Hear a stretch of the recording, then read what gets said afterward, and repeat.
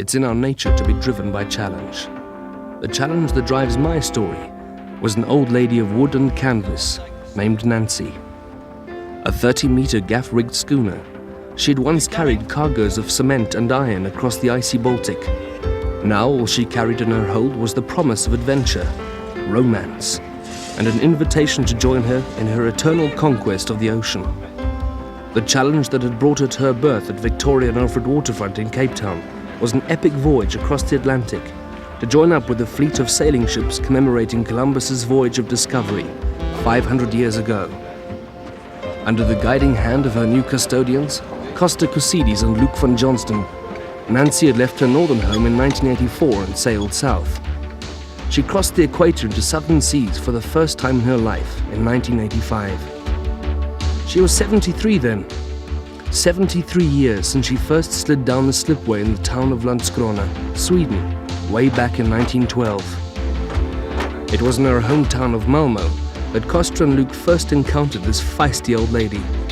Her trading days long gone, Nancy was ferrying passengers and hiring out for fishing charters. Her new custodians immediately set about a long and arduous restoration process, having her re-rigged before setting sail for her new home in South Africa. Further restoration was done on her hull en route in Aveiro, Portugal, before sailing into Cape Town for the first time in 1985. There, restoration continued for the next 3 years, before Nancy notched up another first to her list of experiences, entering the Indian Ocean in March 1988, sailing up to a new berth at Thiessens Jetty in Knysna. And now, 3 years later, she was back in the Atlantic, back in Cape Town and ready for the final stage in her restoration process, ready to cross the Atlantic to join the Grand Regatta Columbus 92 for the Christopher Columbus Quincentenary. From Cadiz in Spain, the largest gathering of sailing vessels in peacetime planned to race for the New World, propelled by the same winds and following the wake left on the ocean by 3 small Spanish ships 500 years ago. In commemorating Columbus's voyage of discovery, we were also embarking on a voyage of discovery of our own. Costa, Nancy's co-owner and skipper, a professional sailor with 43,000 sea miles of experience, his wife Deirdre, a professional illustrator and photographer. Luke, the other owner who trailed a wake of experience 46,000 sea miles long. Brechi, Luke's romantic accomplice. Steve, who had been sailing for 21 years. And his wife Mary, who had shared at least 10 of those sea years with him. Dave, a school friend of Luke and Costa's. Gijs, the cameraman. Myself. And Anthony, our youngest crew member, affectionately dubbed the deckhand.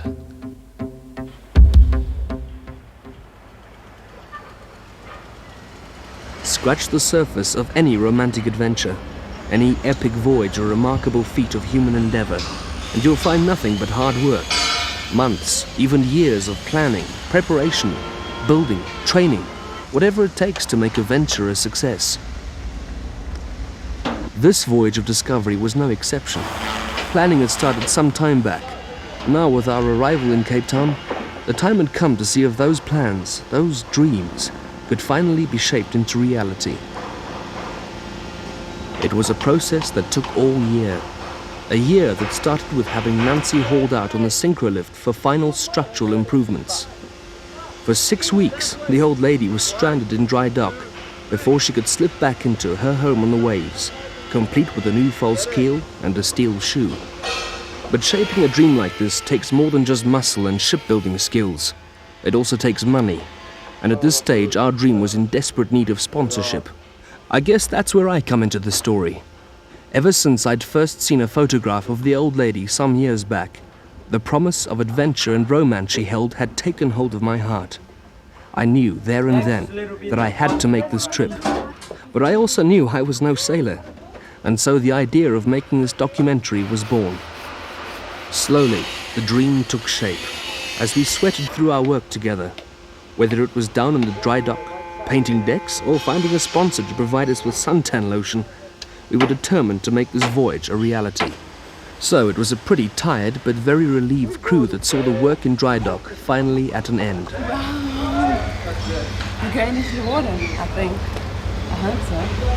And then after that, I'm going to find a bath and lie in a bath for 2 days. That's what I'm going to do. Tiring, but good because we got a lot done. It's good. I mean, now we can go back in the water and feel comfortable. The bottom's not going to drop off, you know? Are you sure about that? Yeah, positive. You see how thick the steel is. No, it's nice to have a shoe and a new keel and everything. We're going to be fast too. All those lumps have been taken off.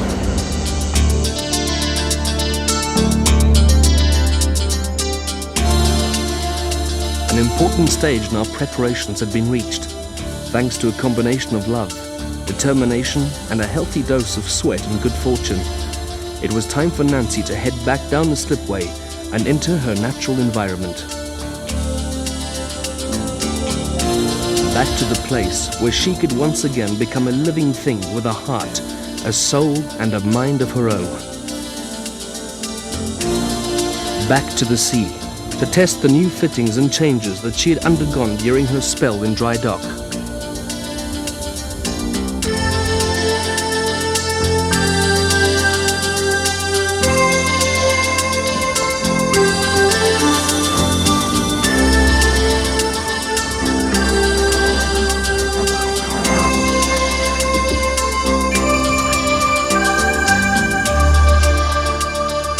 It was Costa who first made me realize that we were more than just crew members. We were custodians, here to ensure the beauty and mystique of this old lady remained eternal. It was part of our quest, a responsibility charged by love. You can't really own a vessel like this vessel owns you. Back in the water, work now began on the upper decks.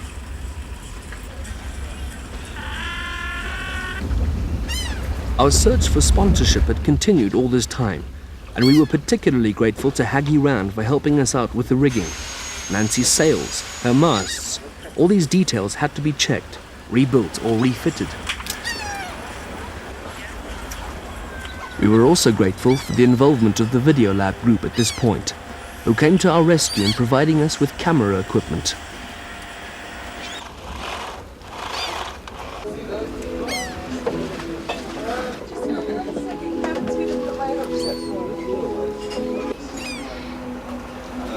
Enough smiles out of me, Boots.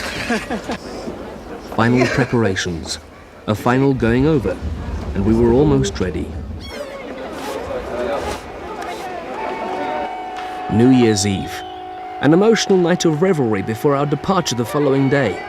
Preparations were over, and the time for real adventure was upon us. Having missed the European rendezvous with the fleet in Cadiz, we were heading straight across the Atlantic to meet up with them at their first landfall in the Americas, San Juan, Puerto Rico.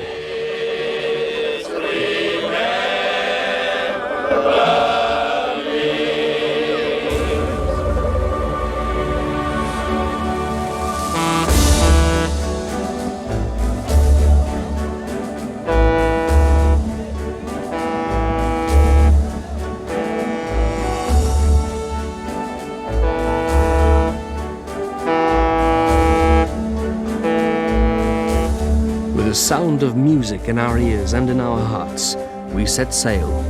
Our voyage of discovery had begun.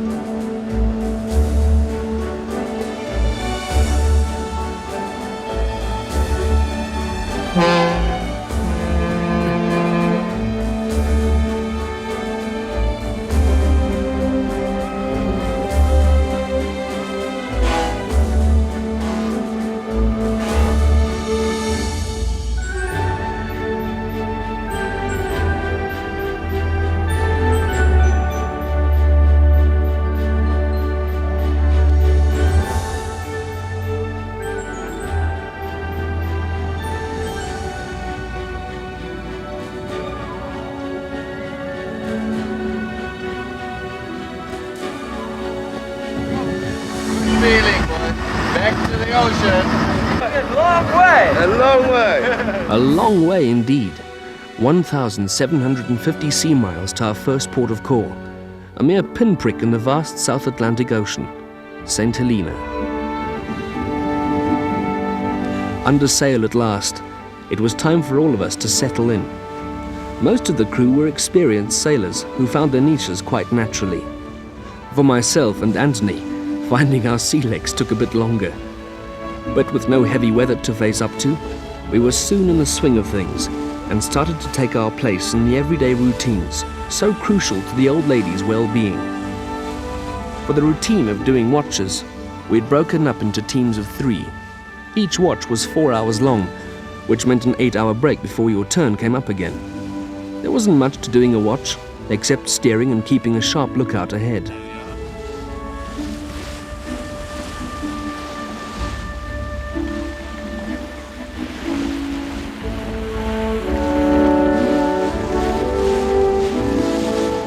Now the dream had become a reality. It was time for some serious thinking about this journey we had set out on. I had no misgivings about Nancy's ability to get us halfway around the world safely. Trust has always been an important component of all great love, and the romantic notions I had held about sailing out to conquer the ocean, under the billowing canvas and creaking oak, in much the same way as explorers like Columbus had once done, were still there. The real difficulty, I knew, would be learning to cope with life in such a confined space for long stretches at a time. Would I cope? Or would our journey to commemorate Columbus's voyage of discovery be a voyage to discover the flaws and weaknesses in myself? As the routine of watches, eating, cleaning and sleeping fell into place, each of us began to surround ourselves with a sense of personal space, finding a place, a nook, an attitude that we could call our own.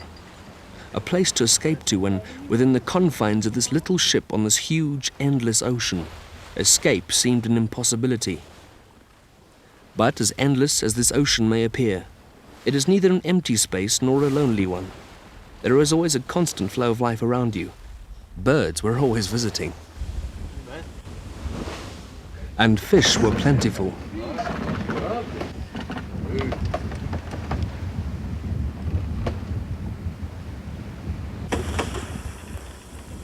Okay.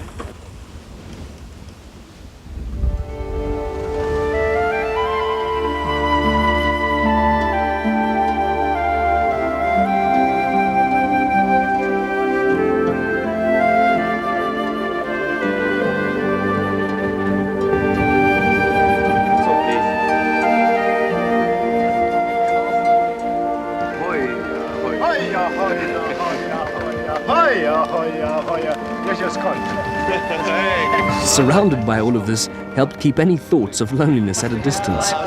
Working through our routines together, eating, laughing within our mutual confinement, brought out a dynamic sense of camaraderie within us. We were in this together, sharing a dream, a love, an adventure bound inescapably by Nancy's wood, steel and canvas.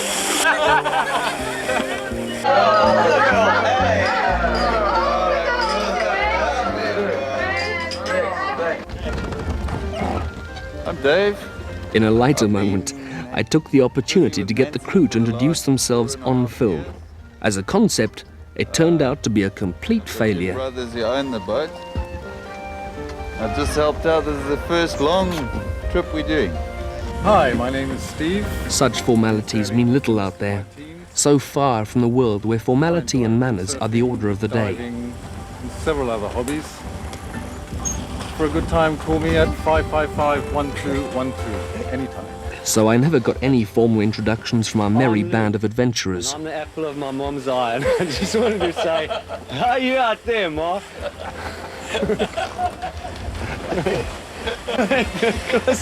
Take that away.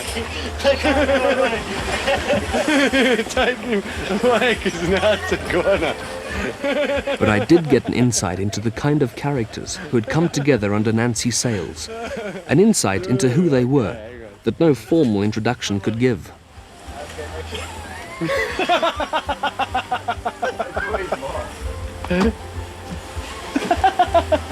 Take off to Okay, don't, guys. Still running? Yeah. I'm Luke, and I come from the Eastern Transvaal bushveld. I also caught a glimpse of the type of attitude, the mindset that motivates a person to escape the bonds of soil and concrete that tie us to our towns and cities. Traveling. Going to different places. Today we're escaping all the brown letters that we usually find in our postbox. That's why we're here. Getting away from brown mail.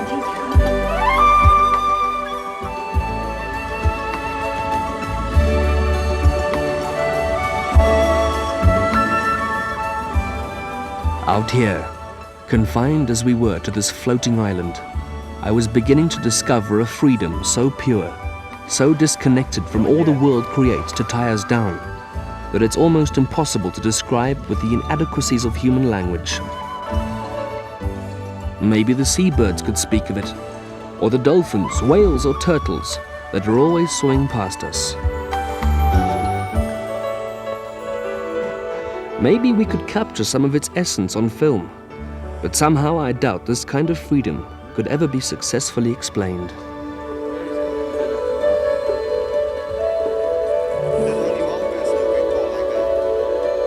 For my part, I could only drink in it, taste its pleasant tang on the tip of my tongue, and feel the warm glow it left in my belly.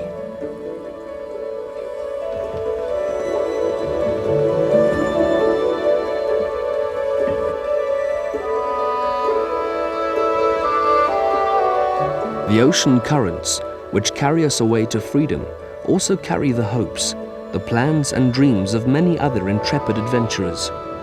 We may be free on the waves, but can we ever truly be alone? My experience tells me that we never can.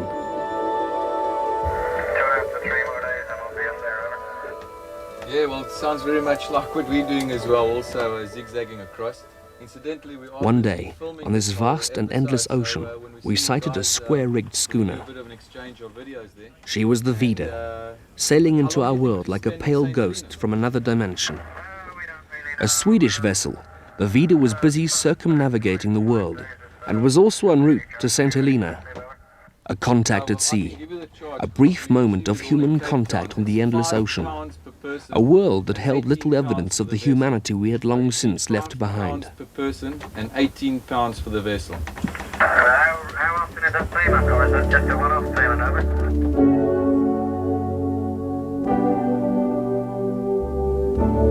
And then she was gone, leaving us alone once again with our freedom.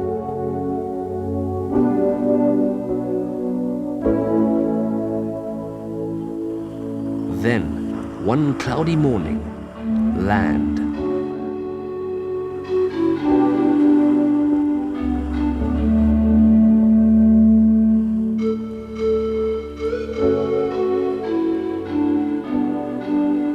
That pinprick we'd been sailing towards had become the real thing.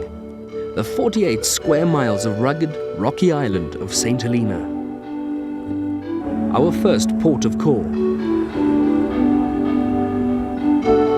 To sail towards and actually find a piece of land only 48 square miles in size in this huge expanse of ocean is an incredible feat. And to do it without the advantages of modern navigational equipment, as those first adventurers had once done, seems even more miraculous.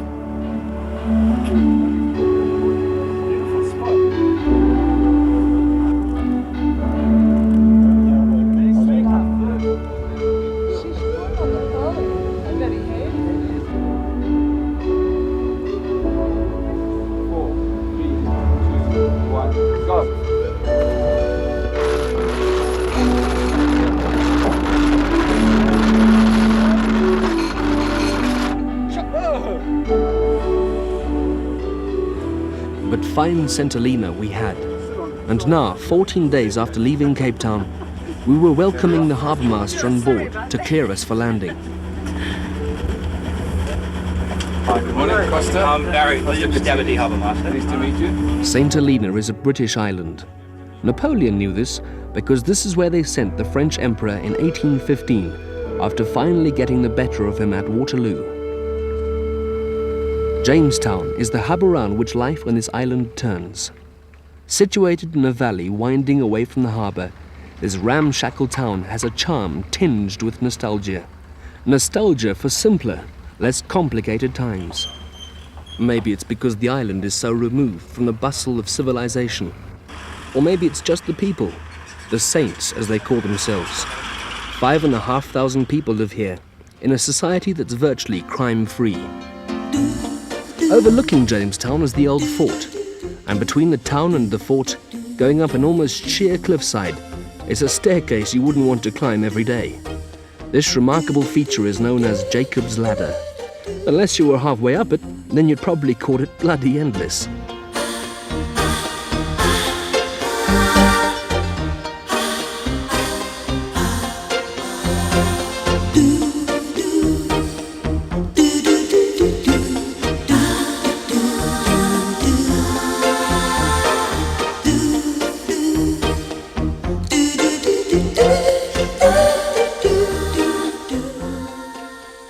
A French flag still flies on Britain's South Atlantic Dominion at Longwood House, Napoleon's home from home during the last 6 years of his life. The house and the farm on which it stands remain French territory, even though the emperor has long since departed. Now only artifacts and memories remain here, remain to mark the final stage of one man's remarkable voyage through history. Winding up into the highlands above Jamestown, it is a greener, cooler, pastoral world.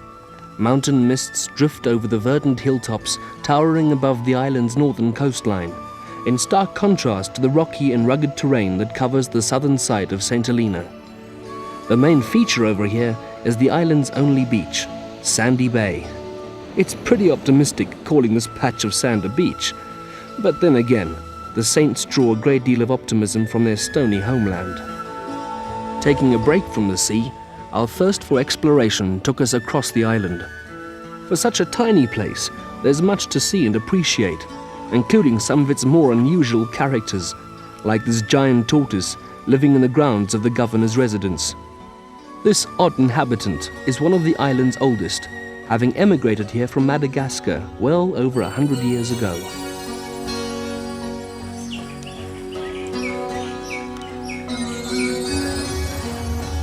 The Saints are typical island folk, friendly and with a warm and ready welcome for the many travelers who pass through this remote world. It's hard to imagine any place on this planet we now refer to as a global village as truly remote. St. Helena is one of those places, and the fact that there's no airport here drives home just how remote the island really is. The telephone service is one form of communication, but the principal link between these islanders and the rest of the world is the regular service run between Southampton, St. Helena and Cape Town by the supply ship HMS St. Helena. People have to wait between 6 weeks and 3 months for the ship to reappear, and its arrival is always a welcome occasion. With little work available on the island, most Saints work elsewhere, so the HMS St. Helena's return also means reunion for many families and friends.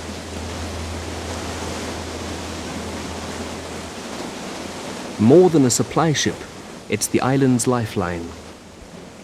The only other visitors who come this way are the many sailing vessels that stop over as they crisscross the Atlantic, such as the Vida, the Swedish schooner we had encountered a few days earlier. Among the crew was a remarkable character, Henrik Rannerskov, who had slipped the confines of everyday life in Sweden to circumnavigate the world at the age of 64. An adventurous soul, Henrik and I soon struck up a firm friendship. Our cameras at the ready, we explored St. Helena together. The biggest attraction on St. Helena for sailors is neither geographical nor historical. It's Anne's place, a friendly home from home, where the welcome is warm, the tea is hot, and the martinis are always perfect. A martini for Muriel. Hiya. Somebody tell me you didn't want to come home. What more could a weary ocean wanderer ask for after countless miles of wind, sea and loneliness? But you might be feeling a bit tired, and then someone come and say that we've heard about you in England or heard about you in America or Australia, New Zealand. I've heard all those people coming and saying, even in France, and they say, well, you know, can you help us? So it's a cry for help coming from the sea. You like to have a cup of hot tea or something. The only thing at the moment I can't help you with is having a hot bath. I do your laundry, I do your cooking, I even do your mending. Some of you people who have a problem on board, you cannot get along with the crew that's there, they come here, my children, they share. They play a very big part of this because they learn how to share. And by sharing, they're giving comfort to someone else. And this is what I admire about my family. It had been nice getting to know St. Helena and its friendly denizens. Not for nothing do these people call themselves saints. But our voyage of discovery was only beginning. We had a sailing fleet to catch up with and an ocean still to cross. It was time for the old lady's custodians to get her shipshape and ready to ship out. Time to leave Jamestown's charms behind. Time to renew our challenge with the sea once again.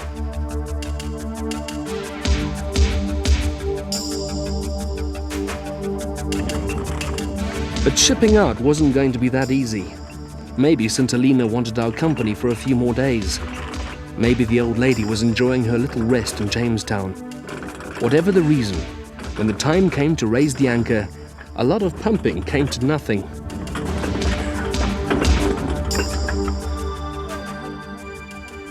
It wouldn't budge.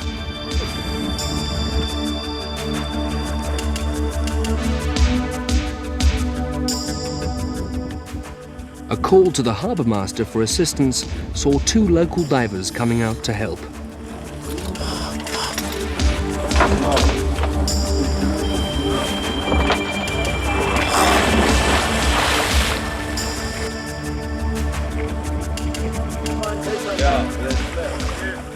The anchor had caught on a chain from some vessel long since departed or sunk. Despite tricky conditions down there, the divers managed to unhook the anchor and loosen the old lady's hold on the island. Nice one. I tell you, we were 95 feet, right? And we could see the bottom like 40 feet down. Like. The bottom's still another 40 feet. Yeah. Another 40 feet. Yeah, we're getting thrown about a bit. Yeah. There's a lot of swell. Just lifting you up and dropping you down on the chain. Makes you feel a bit queasy, actually. At last we were ready, heading back to open water once again. Our voyage of discovery continued.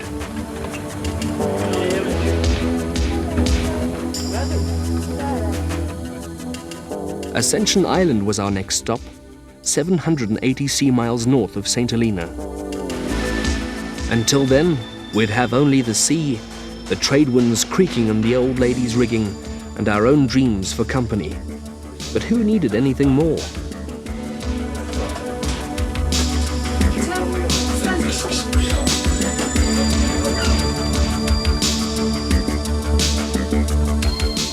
Bound once more to our wooden island, it was time again for each of us to rediscover our own private spaces, our own escape routes from this seemingly inescapable place.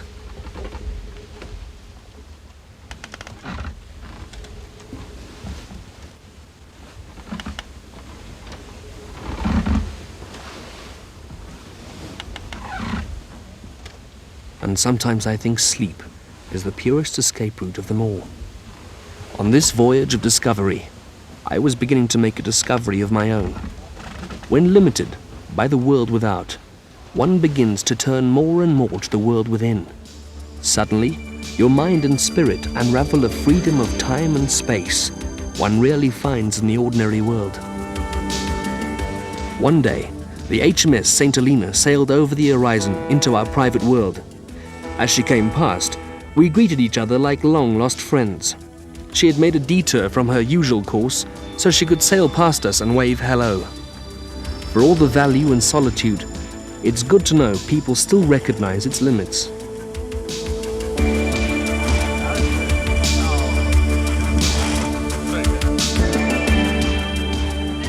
We came back from the edge of introspection to a warm sense of camaraderie, bound together as we were by a fellowship of challenge and travel.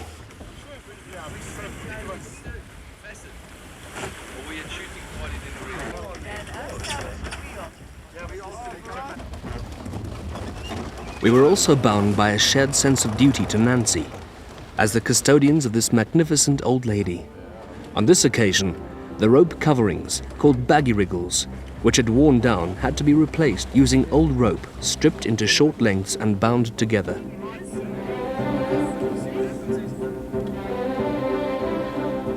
Finding dry land in this big, empty ocean might have seemed miraculous, but it all came down to astute navigating, carefully plotting your course every day, and using any available wind to your best advantage. And keeping the old lady on the right tack meant all of us getting back into our usual routines of watches, steering, cooking and cleaning. All the little things so important to a voyage like this.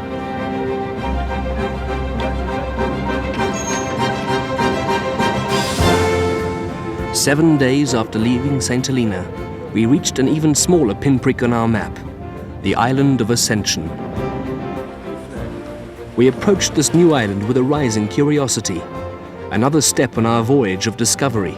It was someplace new to explore and meet people, which is the stuff that all adventures are made from.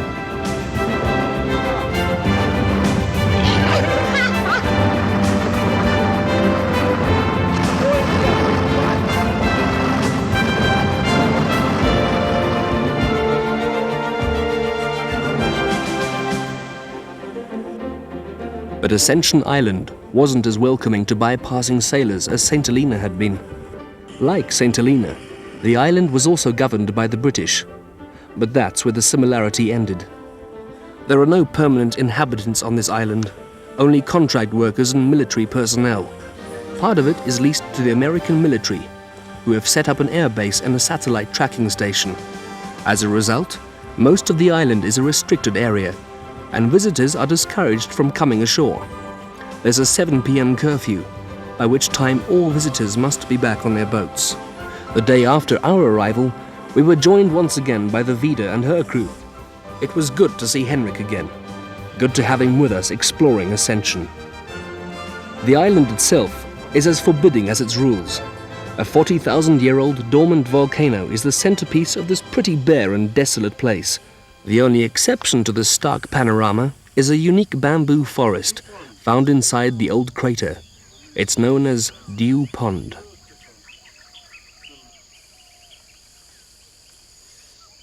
Here, visitors can stamp their letters with a rare Dew Pond postmark.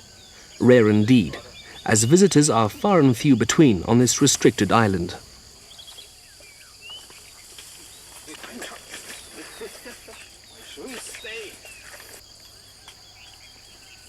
As bare and desolate as Ascension seems, the one thing it does have in abundance are beaches.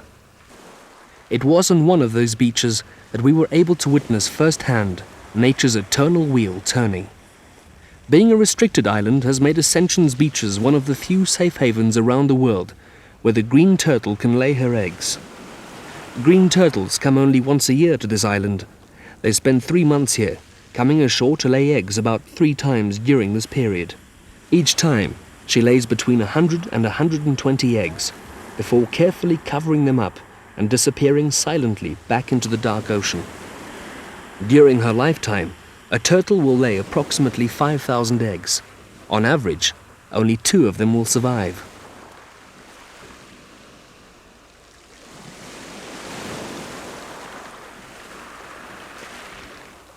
An incredible moment in our voyage of discovery.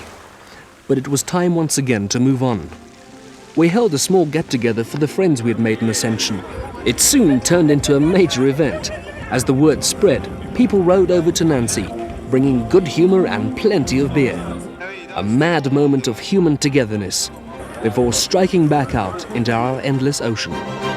Our next landing would be the island of Fernando de Noronha, 1,276 sea miles due west. With this leg of the journey, we would finally be leaving the African continent behind and crossing the Atlantic, as Columbus had done before us, to the Americas. Unlike the plucky Christopher, the course before us was well charted. We knew where we were going and what waited for us when we got there. We weren't dogged by uncertainty or a grumbling crew. All we had to do was enjoy the freedom of traveling across a space so vast that it was sometimes difficult to comprehend. Even in this vast space, visitors abounded. none more unusual than these flying fish. It's these wings. Okay. Beautiful. Now we're in the side view. And of course the dolphins, with whom we humans seem to have an extraordinary bond. For there is nothing like the joy of seeing these incredible creatures suddenly materialize alongside you. Their company, however brief, comes like a blessing, as welcome as any contact with other people might be.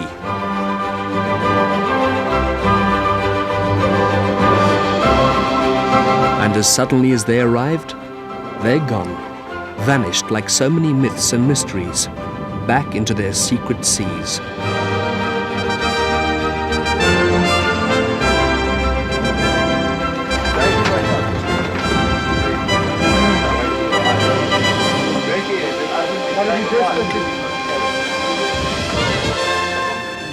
Another discovery I was beginning to make was how marked the differences in character were between the group of us who made up Nancy's crew. And more importantly, how a situation like this teaches you to accept those differences with a greater level of tolerance than one might usually use back in the ordinary world. And we had a reverse process of what we normally have.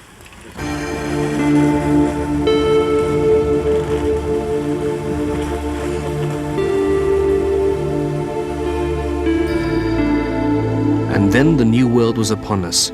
Fernando de Noronha, a Brazilian island squarely in the tropics. It was once a military base. Now it's a nature reserve.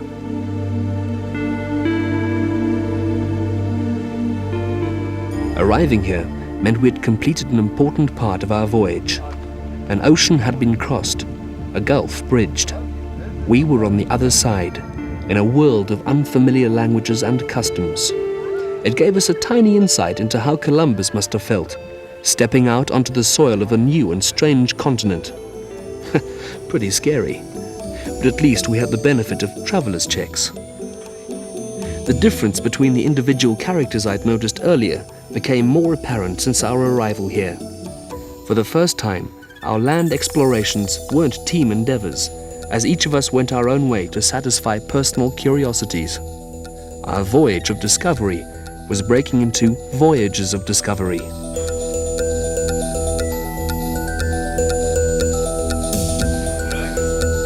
But the camaraderie that had bound us together was still there, and certainly the easy nature of life in the tropics made it a wonderful place for this togetherness to make itself felt.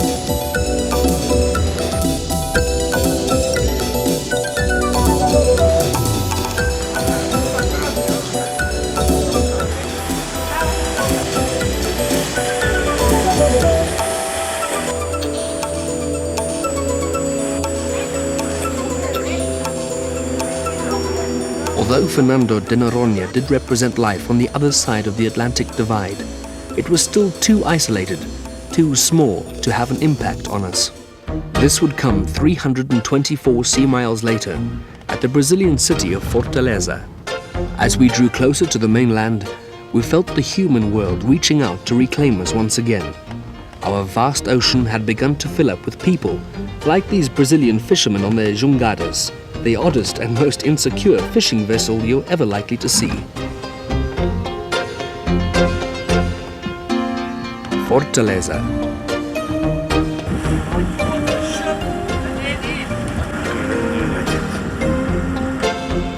Not as famous as Rio or Sao Paulo, but a popular junction for anybody sailing through this part of the world. It was also our first real city since leaving Cape Town. Fortaleza's jangada fishermen were characters cut from the craziest cloth, risking their lives at sea on those improbable boats for the meager rewards to be earned at the local fish market. The city had a thriving market culture that offered endless choices. Good quality handcrafted things could be found at bargain prices for tourists like us. Something the continent's first tourist, Christopher Columbus, took great advantage of.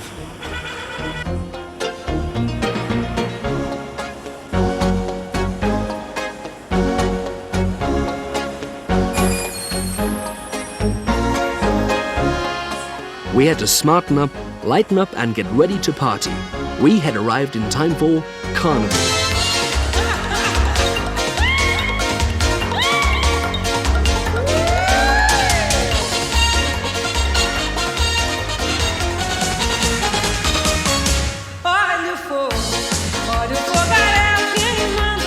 Fortaleza's carnival had none of the glitz and glamour of the Rio street processions. It was a free-for-all street party, a people's celebration.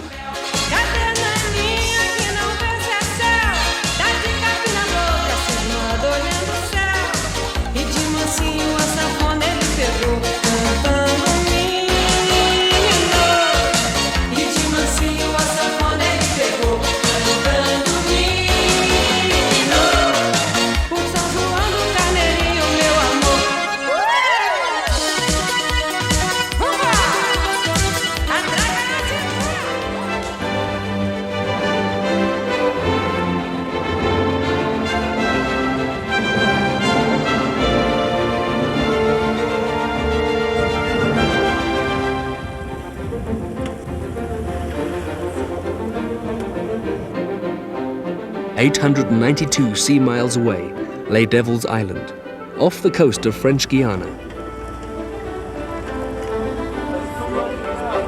But between us and Devil's Island lay a special milestone in our journey. A mile for what, Steve? The equator. And true to tradition, we popped the cork in a bottle of champagne. Are you all ready? But it was a celebration that also marked Nancy's return to northern waters. We raised our glasses, and I could feel in each of us an unspoken tribute to this magnificent old lady who had brought us so far, so well.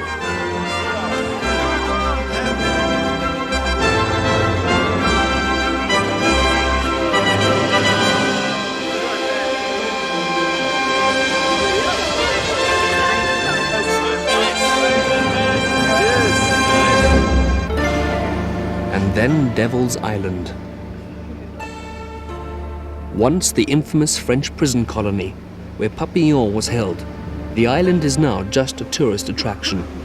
The French also use it to monitor EC satellites launched from the mainland town of Kourou in French Guiana. But we also appreciated its abundance of coconuts and mangoes.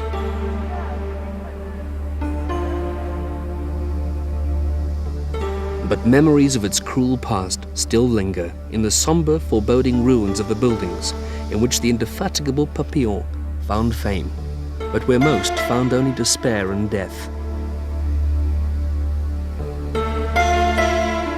An aura of horror remains among these ruins that touched me, touched all of us who came here.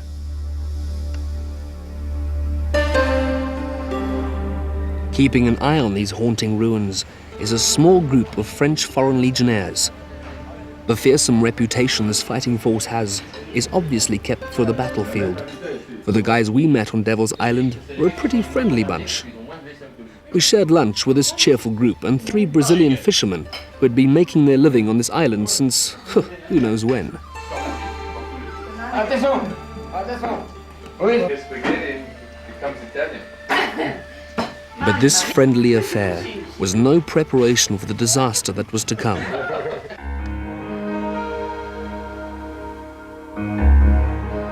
Boarding Nancy at night in heavy weather, our camera had been knocked overboard. I was devastated. Legionnaire divers came out to help us search for the camera, but the conditions of the previous night had made it difficult to mark the spot where it had gone down. The divers came up empty-handed. Losing the camera meant more than just losing an expensive piece of equipment. With it went my whole reason for being here, for being part of this voyage. Everything I'd staked on this voyage hung in the balance. I had to get a message back to South Africa, to see if a replacement could be arranged. The nearest fax was 17 sea miles away in Kuru. The town's harbour was too shallow for Nancy, so Gijs, the cameraman, and myself had to hitch a ride there with the Brazilian fishermen.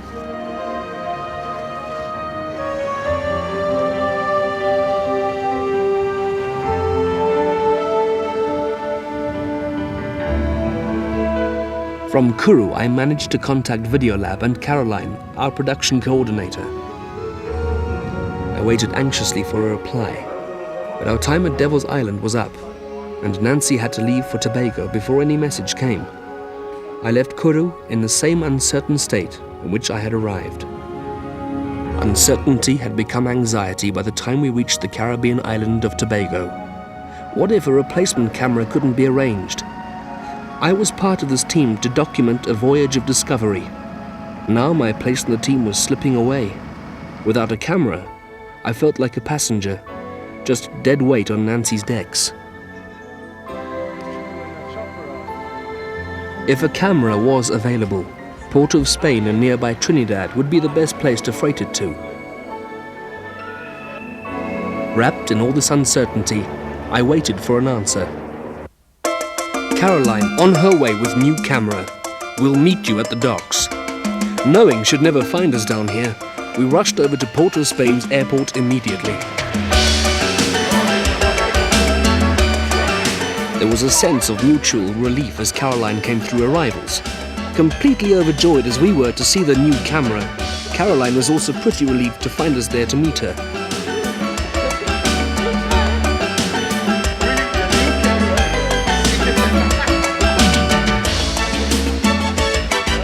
I was touched by the support we'd got from the Videolab and Caroline.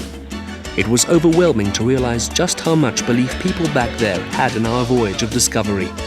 It convinced me more than ever that this voyage was on the right course. Caroline was due to fly back the next day, but having come this far, there was no way we were going to let her escape Nancy's mystic spell.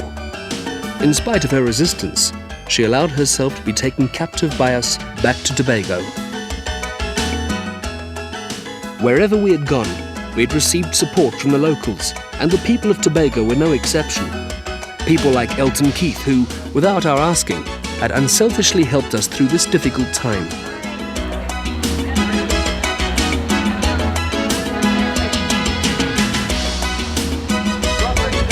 With Caroline on board and our spirits up, we were ready to push on.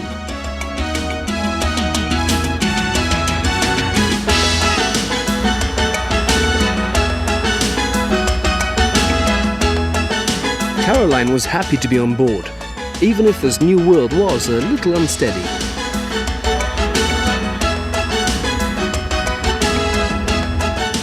An overnight sail brought us to Grenada, the Spice Island.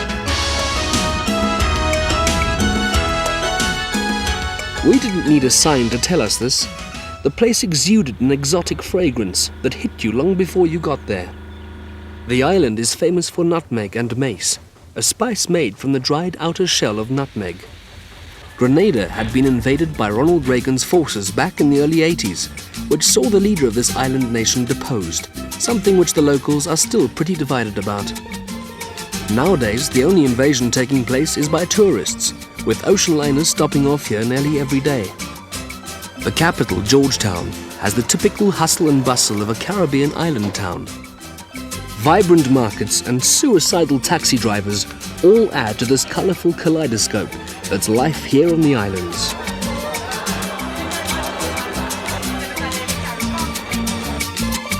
Caroline took to these lively streets like a seasoned tourist. No market was left unshopped in, no attraction left unexplored.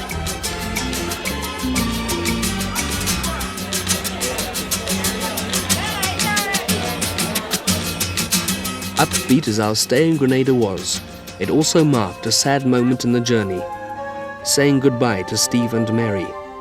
They'd spent a large part of their sailing life in the Caribbean and had always wanted to return here to buy a yacht of their own. Steve and Mary had been an important part of Nancy's life over the last 4 years. I'd learned so much already on this trip, but most of what I'd learned about sailing had come from them. More than crewmates, Steve and Mary had become good friends of mine. But it was only with their leaving that I realized how close that friendship had become and how much I would miss their companionship for the rest of the journey. So they were leaving, off on a new voyage of discovery of their own.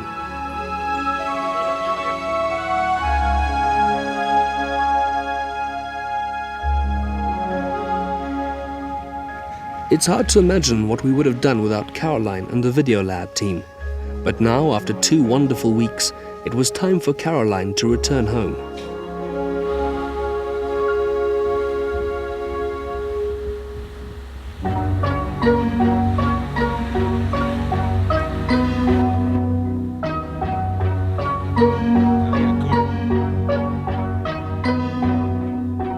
The beauty of the natural world was reflected in nearly everything we saw as we cruised this tropical paradise over the next 2 months.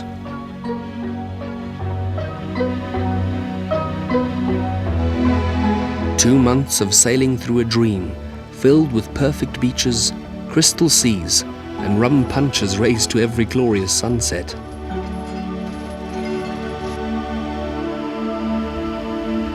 It was real picture postcard stuff. The sights and scenery of these islands, Karaku, Meru, Bequia, Guadeloupe, St. Kitts, Tortola, St. Thomas. There were boats and yachts of all shapes and sizes, moving lazily through these waters.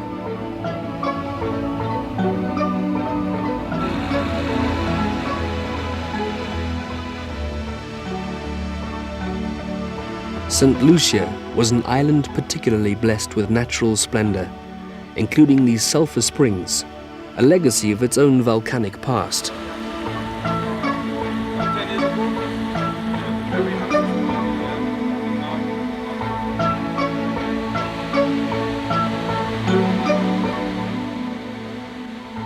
To spend time at remote and unspoiled places like these was well worth the long hike inland. It was a rejuvenating experience for all of us.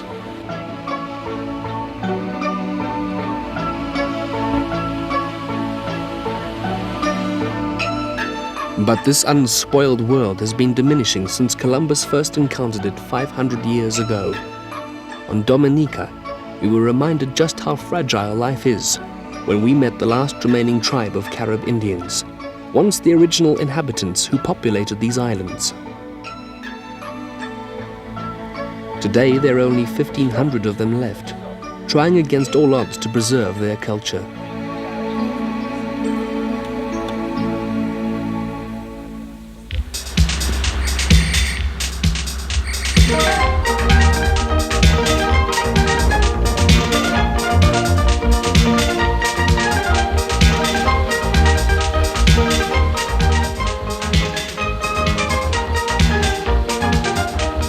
But keeping things unspoiled presents a dilemma for the people trying to make a life here. These islands thrive on tourism, and the arrival of more and more tourists threatens this fragile balance of nature each day. It's a great challenge facing the governments of these islands, but an awareness is growing as more and more people take up this challenge.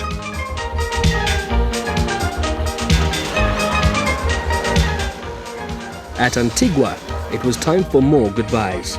This time to Gijs, the cameraman, and to Dave, reluctantly returning to their commitments back home.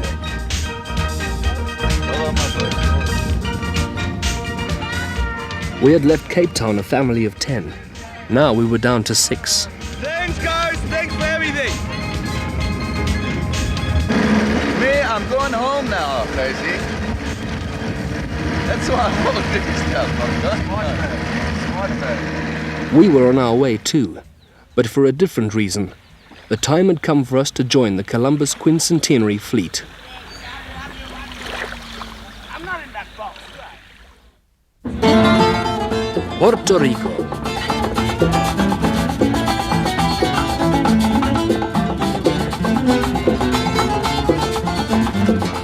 The old and colorful city of San Juan was preparing itself to welcome the largest peacetime gathering of tall ships in history.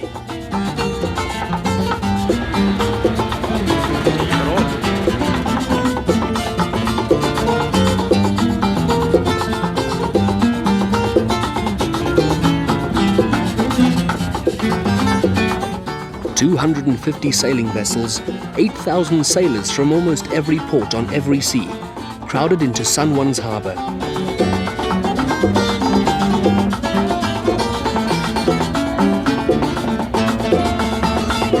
Brigantines, barkentines, topsail schooners, sail training vessels, almost every conceivable rig was here for this event.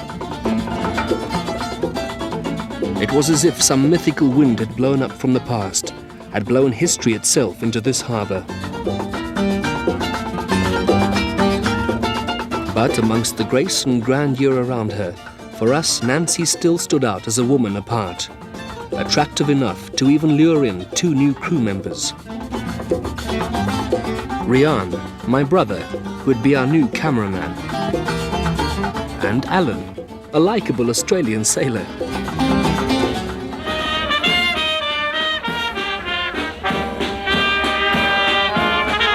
The day of the Grand Parade the city held to honour the Columbus Regatta also saw the arrival of another addition to our intrepid team. Bradford Catt is an actor and a gonzo journalist. He is also a good friend of mine from Los Angeles, who came aboard to continue research into a book he was busy with on Columbus.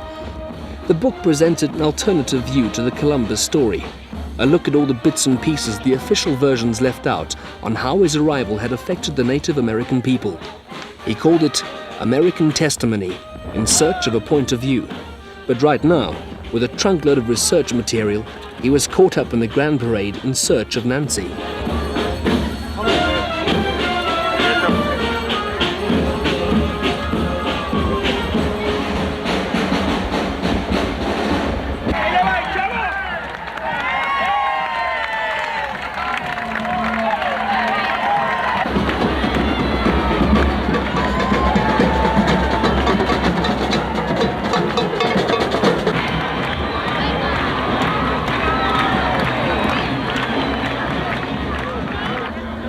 Searching for something so often reaches the point when it seems as if the whole journey's going nowhere. But then... Tony! Hey! Is this the Nancy? I can't believe it! You baby!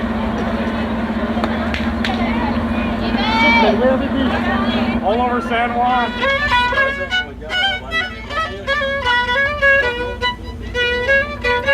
Maybe it's the exuberance of their Spanish character, or maybe it's just something in the air here in San Juan. Whatever it was, it made making friendships so natural. Friendships that would last a lifetime.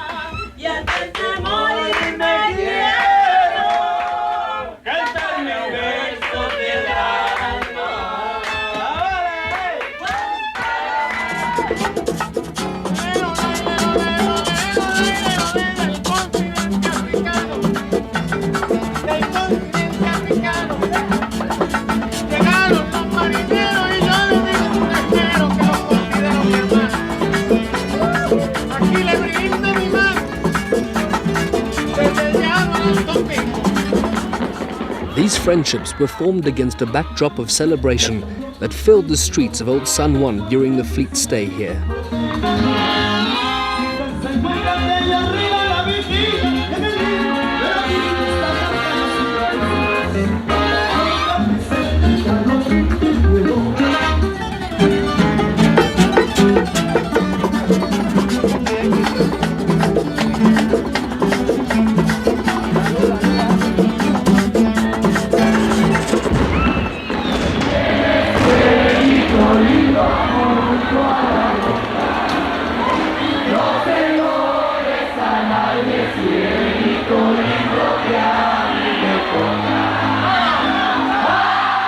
$100,000 people partied the nights away in the old city with the sailors from the Quincentenary Fleet.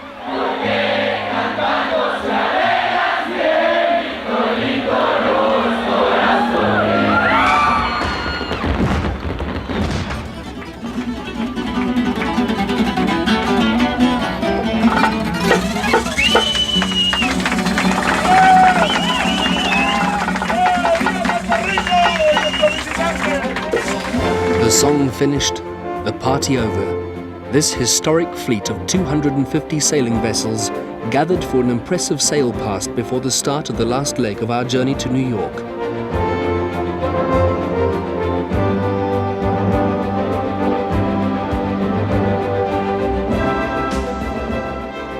It was sad to be leaving this place we'd grown so fond of during our short stay here.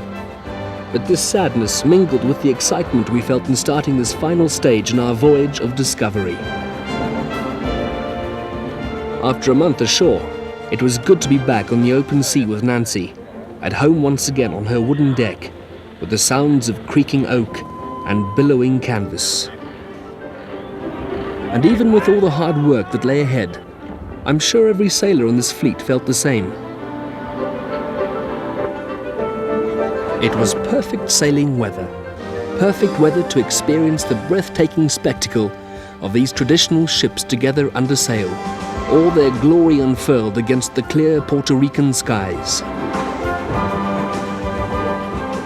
New York lay 1,796 sea miles away, making this the longest single leg of our journey.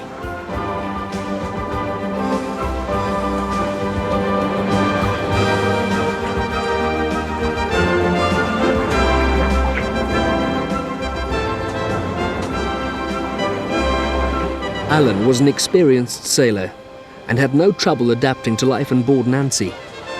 Rian also seemed to take to life at sea with little difficulty. But Bradford, who had never sailed anything bigger than a canoe, had to put his academic search aside while he struggled to find his sea legs instead.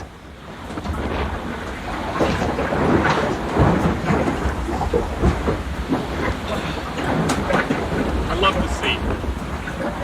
Sea is for me.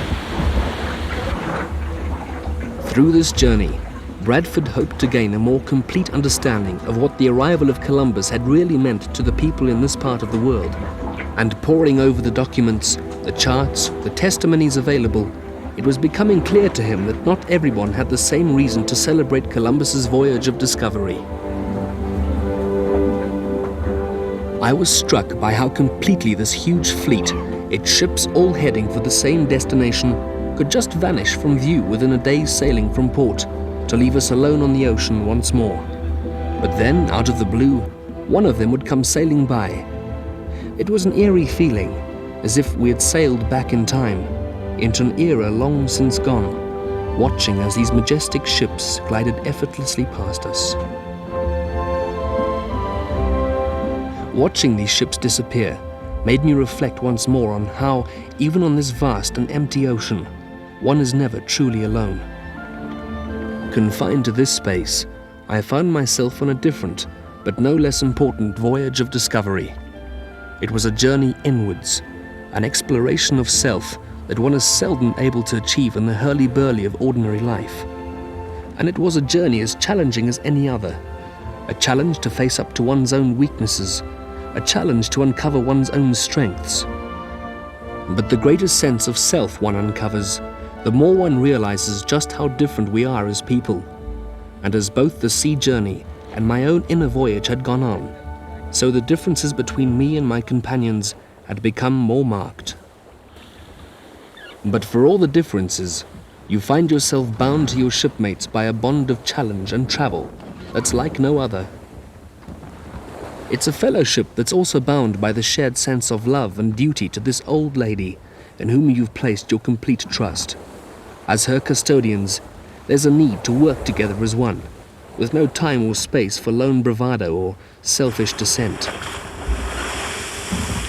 And no matter how far away you might drift into yourself, this unifying sense of camaraderie will always bring you right back to reality. It's a fascinating world, a world filled with a million voyages of discovery, where every wave brings with it a new experience, every wind a new situation. In this world, with our final destination reaching ever nearer, each of us began to reflect on where this voyage would ultimately lead us.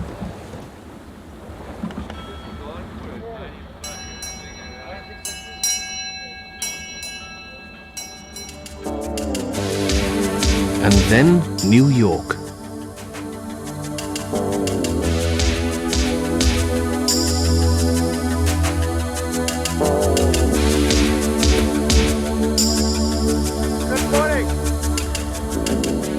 It's a remarkable sight, approaching this city, this new world, for the first time coming in from the sea. As it slowly fills the horizon, there's time to appreciate this city, built from the dreams of every person who ever touched this continent. We wondered whether our dreams would make their mark here in some way. All dreams are journeys, and for each of us, in their own way, this dream had reached its end. For so long now, this had been our goal. Now we were here.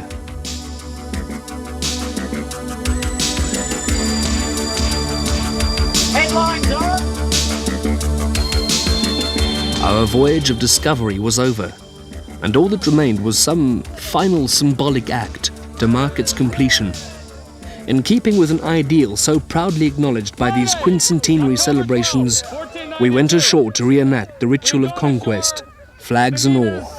Crew! Followed by the captain of the Pinta and his brother, Vincent Yanez Pinzon, captain of the Nina. We have unfurled the royal banner of Simba, fish and chips! And we have brought Cristobal Colon was taking possession of this island! And in naming things, we claim possession. I give the name Manhattan!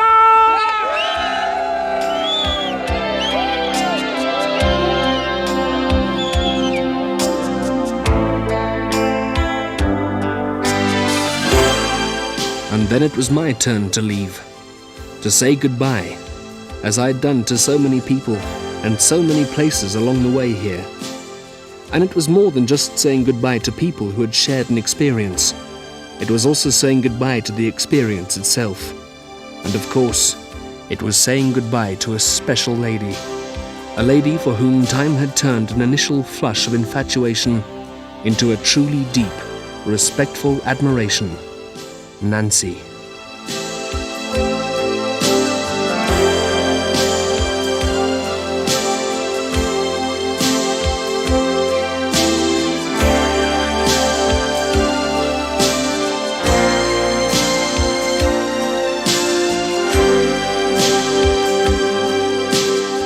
It was my last sight of her.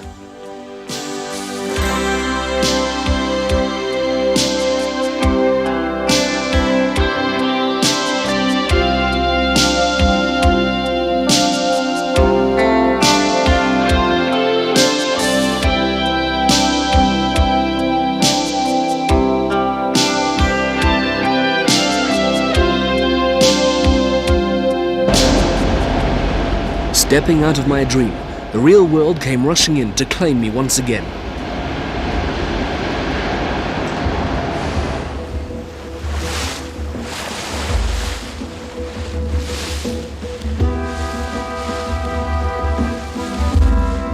Thinking back on my journey with Nancy and her crew as part of the Columbus Quincentenary Regatta, I felt a strong sense of completing the quest, of taking the challenge and coming through the other side, all the better for what I'd discovered. But in all those moments alone, completely overcome by that sense of isolation I so often felt, I always knew that the other, familiar, everyday world waited over the horizon. Just a radio signal, a helicopter flight, a distress flare away. It made me realize just how much greater the challenge had been for those early explorers. For them, to pass a point of no return signaled an incredible leap of faith, an enormous belief in their own abilities, their own dreams. For them, it had literally been a case of death or glory. For me, at the end of the day, it had just been another adventure, a journey whose ending marked only the beginning of a new voyage of discovery. But it was important to realize too, that life itself is a series of journeys, of voyages of discovery. Every day, each of us in our own way has a challenge to meet, a voyage of discovery to make. When Joseph Conrad said, "Everything is to be found at sea, according to the spirit of the quest," he was right. But life itself is a vast, endless ocean, and on it we are all sailors, each of us on our own quest to follow, our own answers to find.